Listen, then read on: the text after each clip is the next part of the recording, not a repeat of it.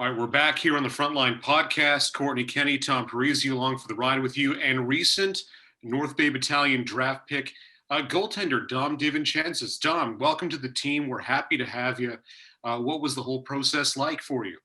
Yeah, thank you so much. Well, the process for me was obviously a little bit weird for everyone. That a year later, after the draft, I'm signed with an amazing organization and very welcomed into a town, and I should say city of North Bay.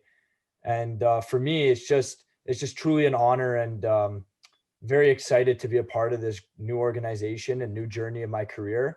And I can't wait to get started.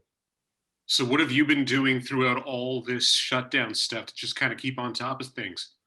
Yeah, for sure. So, luckily with me, I'm in Vaughan right now, going to school at Everest Academy, and our school is a lot smaller than regular schools, as we are private schools. So, we're fortunate enough to be able to be on the ice every single day, getting training in and practice with amazing coaches and staff. So for me, I've been on the ice pretty much every day. Just striving to get better, work on my game, and make sure I'm prepared to when I come down to North Bay. And with our as well as our at our school, we have an amazing few gym coaches who are very professional in their coaching, and they actually give us the ability to work out every single day and get stronger and make sure that we are well prepared for when we come down to North Bay and for anywhere where everyone else is going. Same thing with that. Now, Tom and I are big fans of goaltending. We really like goaltending. We talk about goaltending almost every episode. Um, you yourself being a goaltender, of course, what describe your style of play for us? What can we expect to see in the green and white? Yeah, so I would like to say that my game is a very strong mental focus game. I'm very calm and composed when I'm in the net. I focus a lot on my skating and my ability to see the puck at all times on the ice. I have very strong communication, and I strongly believe that communication is a key to winning a game. And not only that, but my puck handling skills and my ability to track pucks around the ice are a few strong parts of my game. I know Adam Dennis had some kind words to say earlier on in this episode. He said you were the reason why your team won a lot of games, which is fantastic news. But talk about that puck handling stuff. That doesn't come easy to goaltenders. How did you figure out what to do with your hands, and does it matter to you? Well, for sure, yeah. So when I was younger, I would always get the pucks before practice and shoot them on the net. And obviously, when you're younger, you're still trying to figure out how to stick handle and play the puck. So it was definitely not easy. But I kind of got the hang of it as I continue to practice. Even in my basement, I put a net in there. I put a few pucks, and I would just put on my glove and blocker and just kind of get the hang of shooting, as I knew that getting older and getting higher in levels of hockey, puck playing as a goaltender is a key point in people's games. And for me, I wanted to make that a strength in my game, as I knew how important it was. So I figured it out that the glove is on the left hand and the blocker's on the right. So I would assume that the glove is farther down on the stick. And I mean, it all comes with strength as well, right? If you got to be strong to shoot a puck as a goalie, because you don't have two hands on a stick. It's kind of the top piece of the glove. So it's just technique, and I guess just practice makes perfect. And that's all that I kind of did. Who would you say you look up to as a goaltender? Like we've heard Joe Verbetik's a big Carey Price fan. How about you? Yeah, so I would say the same thing, that Carey Price is a goalie that I look up to, and for a few reasons. One of the reasons why I look up to him is is the things that he does off the ice and behind the scenes of hockey, where around the community he's always donating and he's always giving back to the less fortunate. And I really, come Christmas time, is a little bit of things that I do is I'll go to like less fortunate people and give them gifts or give them food and kind of make them feel a part of my community and of our community, as maybe they're not as fortunate enough to play the amazing sport of hockey. And I love giving back to people and making them feel like they're a part of our community, no matter how much money they have or how little they have. Everyone should be equal, and I feel like Carey Price does that very well off the ice. And on the ice, I would say his skating, his mental preparation and focus throughout games, his tracking is all key strengths of his game. And that's kind of what I told you before, that are strengths of my game. As I watch him a lot and watch video of him, I find little techniques that he does, and I try to put that in my own practice, even if I'm on my own before practice, trying to work on little things.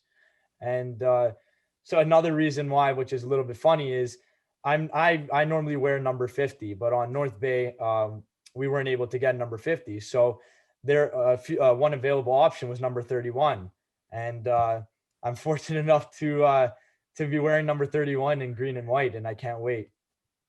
I gotta ask. Go ahead. You got. I was just gonna say, on the number front, I gotta ask, why 50 then? Well, when I was younger, I don't know if you guys remember the goaltender for the Toronto Maple Leafs, Jonas Gustafsson. Oh yeah, The So the Yep. monster, exactly. So when I was younger, I always used to look up to him. My favorite NHL team is the Toronto Maple Leafs. So I always used to watch him, and I still do. And the monster always used to be the guy for me, and I always loved the way he would play and what he does. And I'm not gonna lie, I love this helmet, the monster. So it was a good one. I'm not trying to steal any helmet designs, but in my previous years, I had a monster on my helmet, and Nice. and so I took number 50, and I've always been wearing that since pretty much day one. And people got to know me as number 50, and there's a lot of accomplishments with that number, and so that's why I always stuck to it. But it never hurts to change, and I can't wait to start a new year and a new season with number 31. You're also on Hockey Canada's radar. What's that been like? Yeah, so obviously with COVID, it sucks because a lot of things shut down, not only for myself, but I'm sure for everyone. But let's rewind back a little bit. And so I was fortunate enough to be chosen for the U17 hockey championship tournament down in PEI, which we were never able to attend due to COVID, but we were able to do it online, virtually through Zoom, which is a change.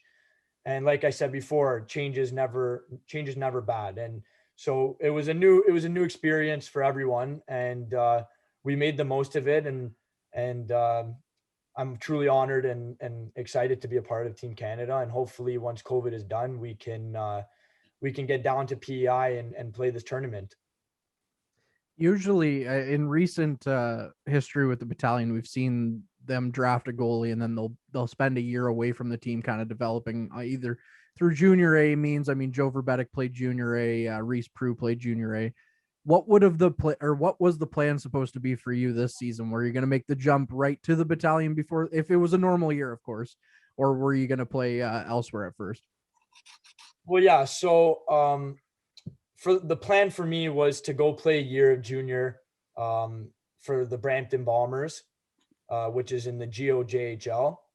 And once again, COVID hit, and we were able to practice for a couple months as a team. And then we dropped down to 10 skaters on the ice with a coach.